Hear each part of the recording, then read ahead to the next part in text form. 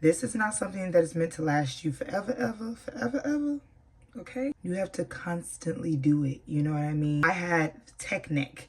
And I know I said this to my mom. She's like, could you please not? Can you stop?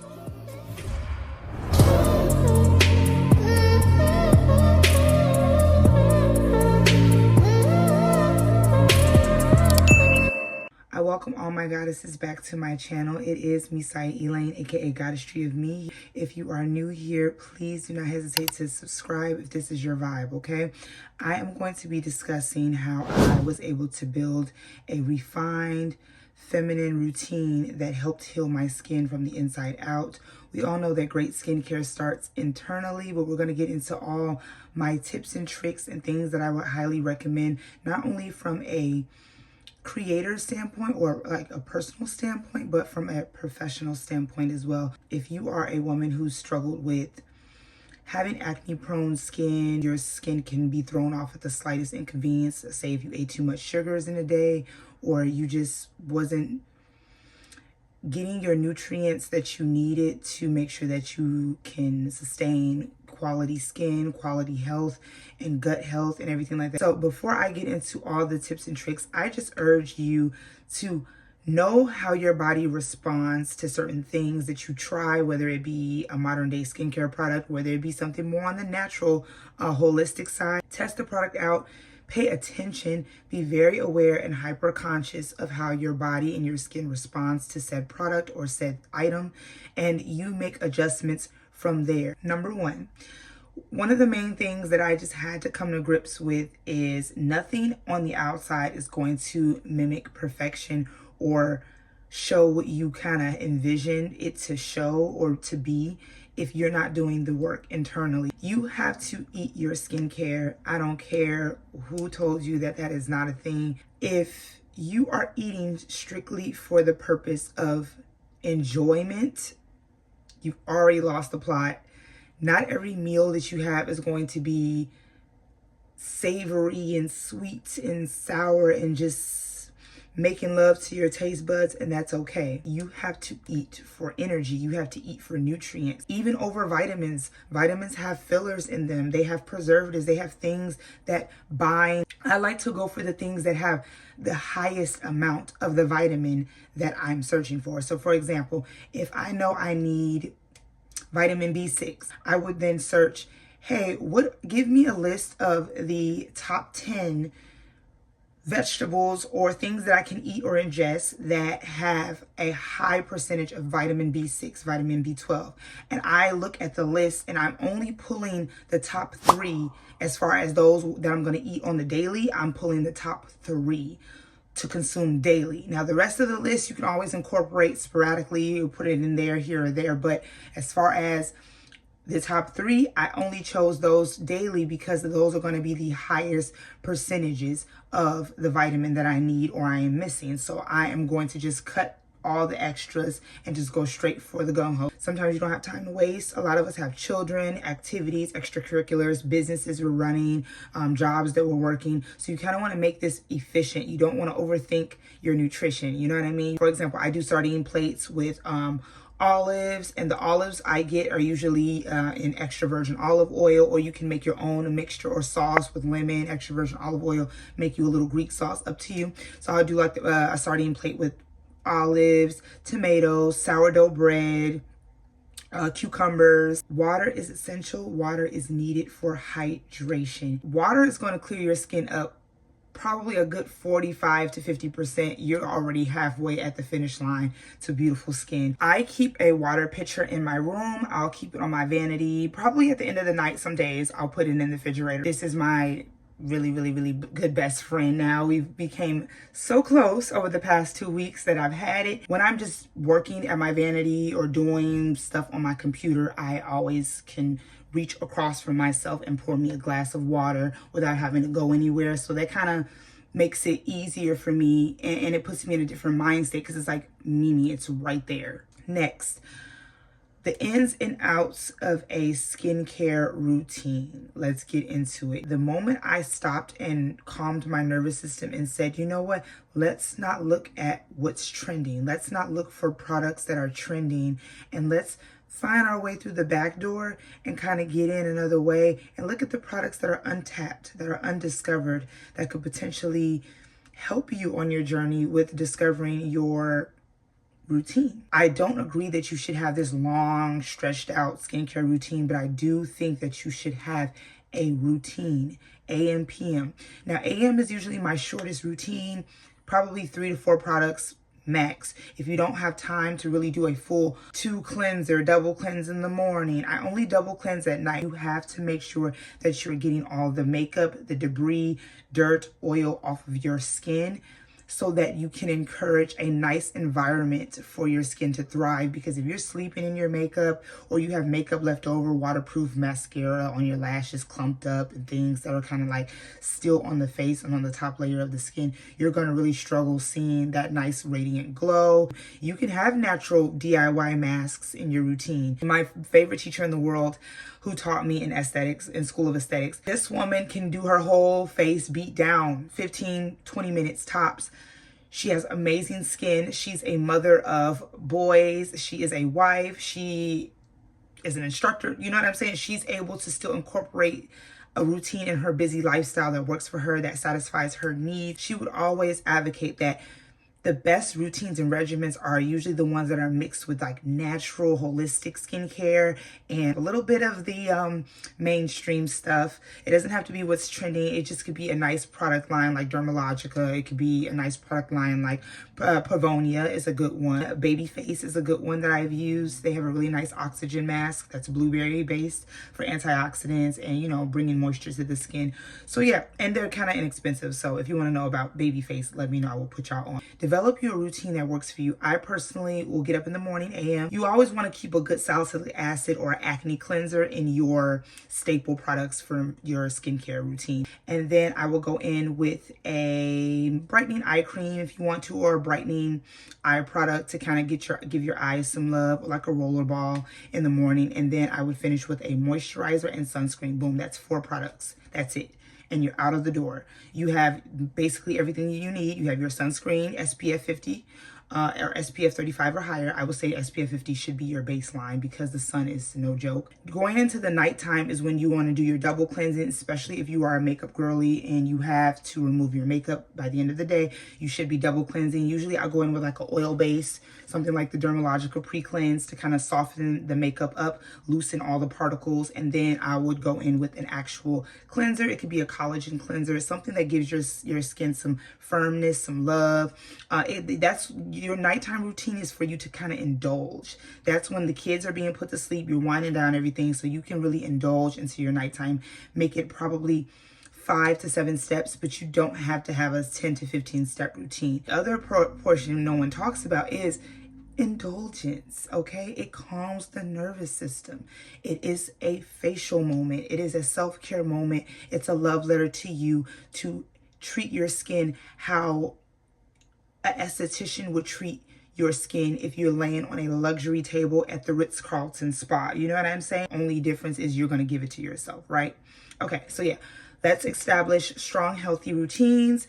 And if you guys have any questions about, like, if you want to tell me your skin type, I can tell you what works best for combination skin types, what works best for normal to dry. If you're combination, oily, gel-based products, water-based products are going to be your best friends as far as your cleanser. If your cleanser is a jelly or gel-like, you're going to be solid. If you're normal to dry, creamy, rich cleansers that are more on the like thicker side or creamy side is going to be your best friends as well. Number 3 is another thing and major thing that has helped me heal my skin from the inside out is mind, body, and spirit, and connecting those 3 and making sure that I am in alignment to receive good energy about myself. And while this may be a spiritual thing, you're like, how does this have anything to do with how your skin is going to look? Our skin, our face holds stress. When you are balled up and you have so much tension up in here and you're irritated all day, that affects your skin, your collagen, fine lines, you know, crow's feet. All of that could be pushed on at an earlier age if you are welcoming that type of stress and you're holding it in your face and you're holding the tension in your eyebrow area, your head, and everything like that. So that is how it coincides with each other. So you want to practice breathing techniques. I do somatic breathing. My mother has a deck of somatic breathing cards that you can get from Etsy, or you could definitely check on Amazon, but Etsy is definitely more personalized to me, for the people who create those things with intention and stuff like that. But focus on getting good prana, getting good breathing in daily. And I'm talking about hourly, half hourly if you can. Always release stress. Keep your shoulders relaxed. I am not perfect. Like I said, my posture was kind of ruined being a video game girly. I'm still a video game girly, but not as heavy as I was. But I used to sit in front of the TV and just go crazy, especially when Grand Theft Auto came out and GTA Online was launched after, story mode and everything died down. Oh, babe, I had a TV right in the kitchen at my mother's apartment when we were living in Indiana briefly. And then before you moved back to Chicago, I literally was full blown gaming every single day. My posture was suffering because I would slouch, and then my eyesight kind of got weaker, and all of these things, right? Because you're staring at a screen and you're in the same position for an extended period of time. So that's an example, you know what I mean? But relax your shoulders, relax your jaw. For example, I had tech neck, and I know I said this to my mom. She's like, could you please not, can you stop?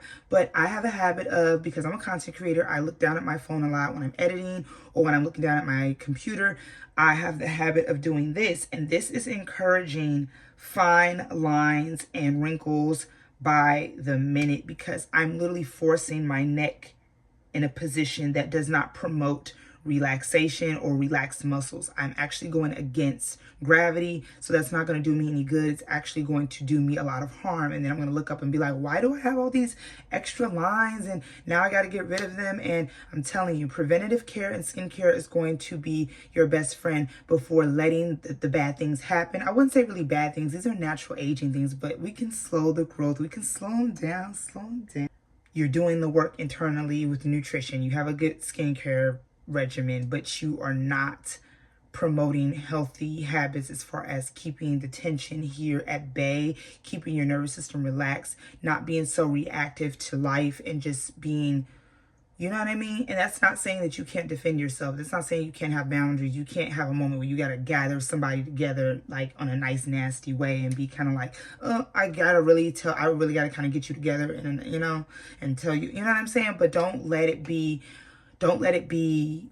for fun. Don't let it be at the expense of your beauty. Next up, I highly recommend that you incorporate facial massage. It not only sculpts the face, but it moves fluid. It makes sure that you're draining excess fluid in the face, in the skin.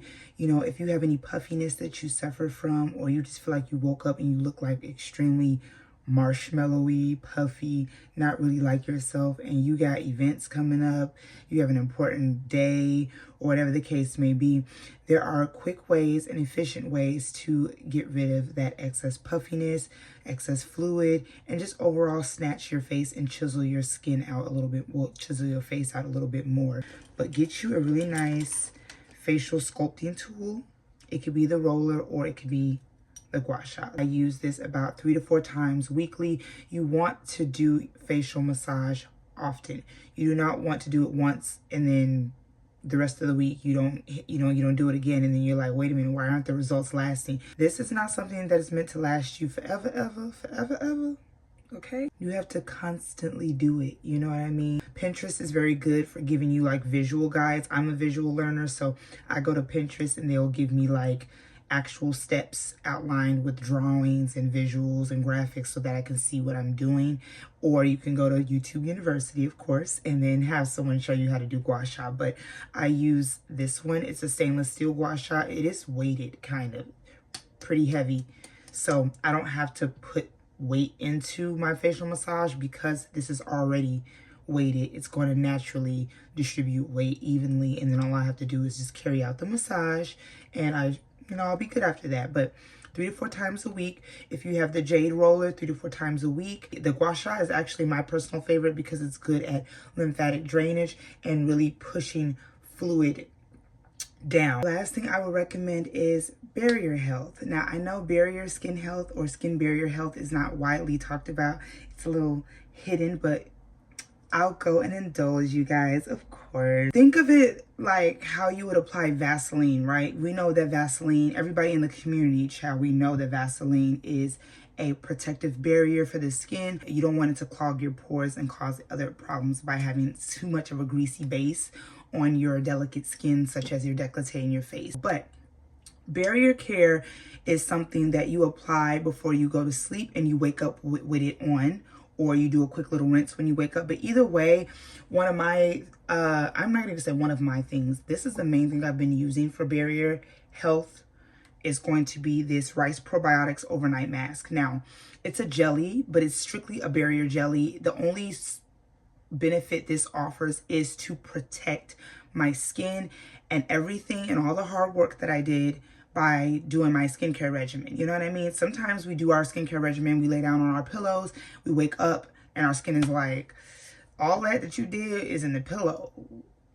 And one way to avoid this is to get you a good overnight barrier protection mask or an overnight barrier cream, something that you can slather on the face that kind of protects or cocoons, I would say wraps your skin. There are even ingredients that are formulated in certain products that will promote skin barrier health or just create a natural barrier between your face and the environment. And it's a temporary barrier. Like I said, it's usually when you're going down to sleep.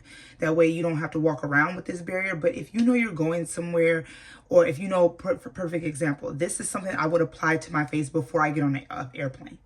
You see what I'm saying? Because it's a barrier mask, it's preventing my face from being exposed to the harsh environment or the dry air that will be on an airplane. You want to wait till you land in your destination, and then boom, you can go in your hotel, rinse it off, and then you can proceed with your makeup, your skincare regimen, or other products. But definitely try to invest in a skin barrier product.